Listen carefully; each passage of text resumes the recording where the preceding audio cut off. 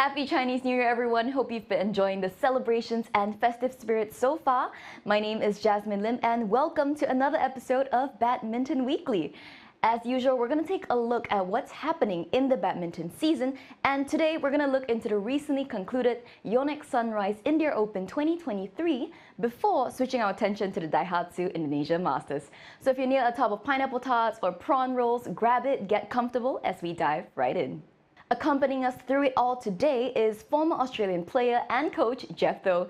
Jeff, thank you so much for joining us today. Thanks for having me. I'm really excited to be on. So Jeff, let's start with the YONEX-SUNRISE India Open that just concluded, and what we saw there was a couple of headliners making very early exits, including that of Kento Momota. Now, Momota, being the former world #1, was optimistic about his 2023 debut and comeback, but unfortunately he was shown the door by Denmark's Rasmus Gemke, making it his 7th first round exit in 10 tournaments.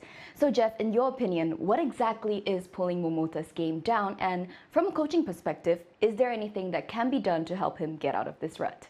Look, I think the match against Gemke was always going to be a tricky one. Look, he lost to him last year in the Indonesia Open, and Gemke has been in really good form as well. But for Momota, I do think he's lacking a lot of confidence in his attack and his ability to generate speed and create opportunities in the point. So his attack was never the strongest in the world, I don't think, but he was always able to build the points patiently and then go for the attack when he had the chance. But now he's lost a bit of speed, I feel, lost a bit of explosiveness. So his defense isn't as good as it used to be. So now people are hitting through him a lot easier. And that's what we saw with Gemke. Gemke was dominating the points and basically Momota was just following the points and just had to follow the whole time. He couldn't really create that much for himself. And I think that lack of confidence in creating those opportunities is something he's really struggling with. I do feel like from a coaching perspective, I think that something drastic needs to change because we need to disrupt the system to get him out of this rut. I do think it might take maybe changing coaches, changing sparring partners, changing training environment even, just to help him to change something externally that maybe will help him change something internally where he possibly can take some more chances, go for more opportunities. And yeah, I really feel that now's the time that he needs to change something because people are used to his passive game, his building game, and it's just becoming more and more comfortable for players to play against him because there's no killer weapon and he's not hurting them with anything. One of the other big headlines coming out of India was Zheng Siwei and Huang Yaqiong's exit in the semi-finals against Japan's Yuta Watanabe and Arisa Higashino. Out of 13 tournaments, this is only their second defeat. Where do you think it went wrong for them? Or perhaps, what did the Japanese duo do to get the better of their opponents in this match? I think that it's hard to win all the time, and they are an amazing pair. And it is hard to win all the time, especially when you have fierce competition like Watanabe and Higashino. But for that lineup, they've played each other so many times. I really do think it comes down to 3 main things in each match. The first thing is that it depends on how Huang Yaqiong dominates the net, especially in the critical points in the match. When it's getting close to the end of the set or it's a really important point, she tends to step up and take dominance over the net, which really puts the pressure on the Japanese. I didn't quite see that in India as much. I saw it in Malaysia the week before, but I didn't quite see that as much in India. So I think that hasn't had an effect on the result. The second thing is how well the Japanese can either keep the point neutral or they can keep the attack, because we know that the Chinese pair, they're so strong in attack. When Zheng Siwei is at the back ripping those smashes, then it's so hard to get out of that.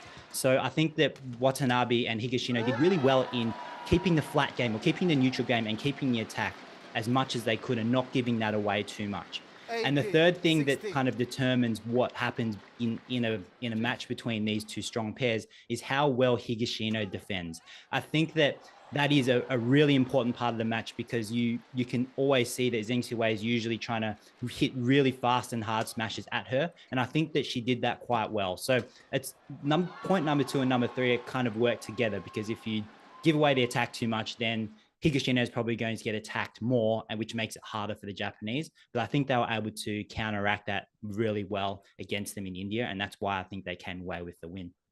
Another player who impressed throughout the tournament was, of course, Kunlavut Vichitsan. Beating several top seeds along the way, the Thai actually outplayed world number 1 Victor Axelsen in a stunning match for his second BWF World Tour title. How impressed were you with his run? Wow, what an amazing performance. I'm so impressed. He's only 21, turning 22. He's so mature for his age on court. And the reason I say that is because usually when you see him, he's beaten top players before, right? He is one of the top players. But the way I saw him, he was just a player that was very solid at everything and really good at everything. I never saw like a really wow X factor that was like, whoa, that is crazy good. But I did yesterday. I saw a different Kunlavut Vichitsan. I saw him really take the challenge to Victor. I really saw him not be as intimidated as I've seen him in the past. Look, Victor is in amazing form. Look, current world champion, Olympic gold medalist. I feel that Vichitsan was able to bring the attack to him, to take those opportunities and not be too passive. Because if you're too passive against Victor Axelsen, he's going to hit the shuttle on the floor every time against you. And what I found that he was really good in creating a lot of variety in his shots. Like he created a lot of winners from the around the head side when he added speed and he went for the attack, but he also kept Axelsen guessing. There was times when Axelsen would try to guess towards the net and Vichitsan had the vision to hit over him. I feel that the maturity that he showed really became his X factor yesterday, where he was able to contain himself. I think that Victor, especially in the third set, when he was coming back at 10-12, he did the service area and a few other areas where he hit some out and also left some on the baseline. I think that also helped Vichitsan, but I think that just is something that Vichitsan deserved because he was putting that much pressure on Axelsen. So super impressed with his performance, and I can't wait to see hopefully more and more of this more aggressive playing style where he's adding speed and taking the game to the opponent each time. So we've heard from Jeff what he has to say on Vichitsan, and it's obviously a joyous moment for the Thai national. Now let's hear from the man himself as he shares his learnings from India. I'm really happy because the first time for come India, and I learned about the speed or the power in the game, how to play, not drop. Some point is the drop power, and how to keep the power in every shot. Now my performance is not the same when the play other have the many tournament. Sometimes drop, sometimes up. I need to keep to same control my performance. I think we have the plan first because before the match we have to ask my coach for plan and how to play my opponent up.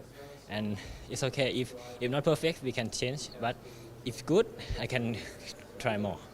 Thank you to Indian fans for support me or the other player, but thank you so much, and please support me other tournament.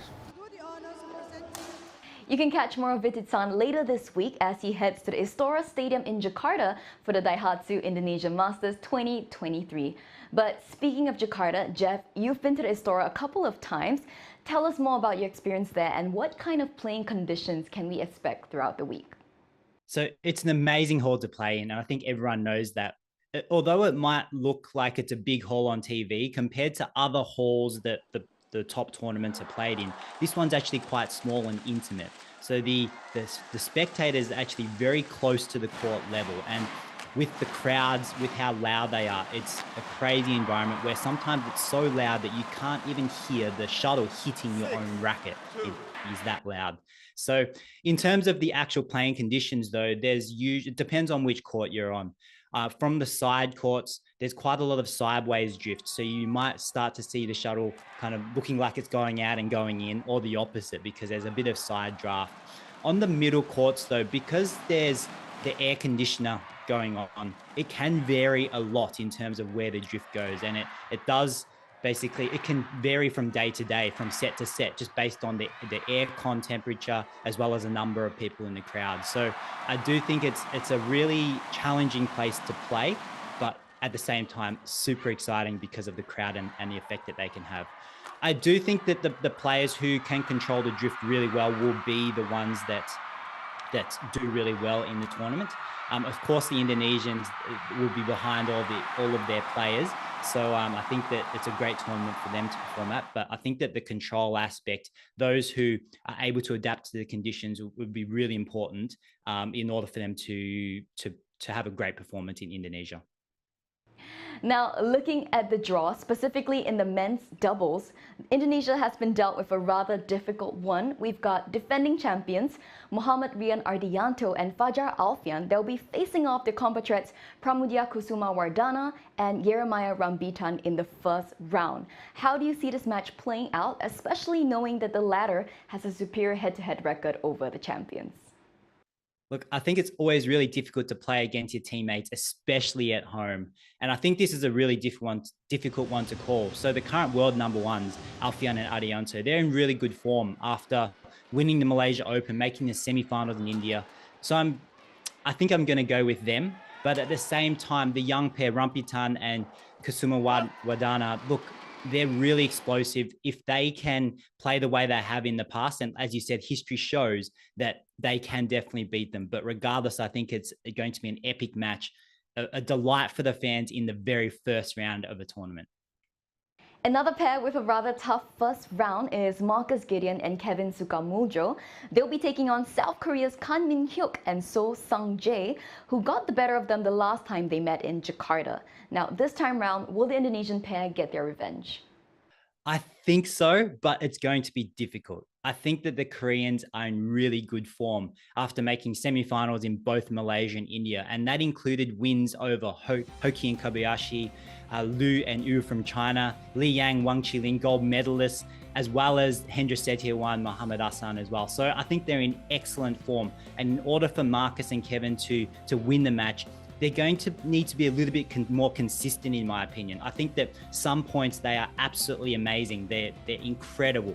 But sometimes they can have a row of 3 or 4 points where they just make easy errors or really short points. So I think that they really need to step that up. And I think Kevin needs to also really dominate that front court again, like we're used to him doing, so that Marcus has that chance to attack from the rear court. But if it's going to be anywhere, I think it's going to be in Astoria, because the home crowd's going to be rooting for them and yelling like crazy. And honestly, I want to see the Minions back. I want to see them back in that top form. They're so exciting to watch, and I'd love to see them take that and take it further all the way to the gold medal, hopefully. And finally, this would mark the third back-to-back tournament of the month. How much of a factor do you think fatigue will come into play here? I think it's fatiguing both physically and mentally for the players. So physically, because especially if you're making the finals or semi-finals, then you're pushing your body to the limit each and every time. And we've had some really long matches as well. And then they have to start again a few days later. But mentally, it is just as fatiguing as well, because if you think about it, the winner who wins the week before, they obviously are very happy about the win. They're very excited and they're confident, but the toll that it takes mentally to get to that victory is a lot. Then they have to start all over again. And for the people who don't make it that far, or they do lose, if you think about it, everyone loses except one person or one pair. So in order for you to lose one week, pick yourself up and perform at your best again the next week is very fatiguing. So I think that it's fatiguing for everyone, regardless of whether you win or lose. And I think it's a huge part to play in the planning of the tournaments. And we can see some of the players and pairs, they won't play all the tournaments, they'll select some. And I think that when you weigh it all up, if you can peak for those particular tournaments, I think that could be the better way to go, because I think it's next to impossible. The competition is much too high for you to go and play 4 tournaments in a row and expect to win them all. Well, that's all the time we have here this week. Thank you so much, Jeff, for sharing your insights on the different tournaments. It has been an absolute joy. Thanks for having me. It's been an absolute pleasure to share my thoughts on the show. And to all of you tuning in, don't forget to catch all of the action from the DAIHATSU Indonesia Masters 2023, as well as share your thoughts and questions on the BWF Facebook page. I'll see you next week, same time, same place. Bye for now.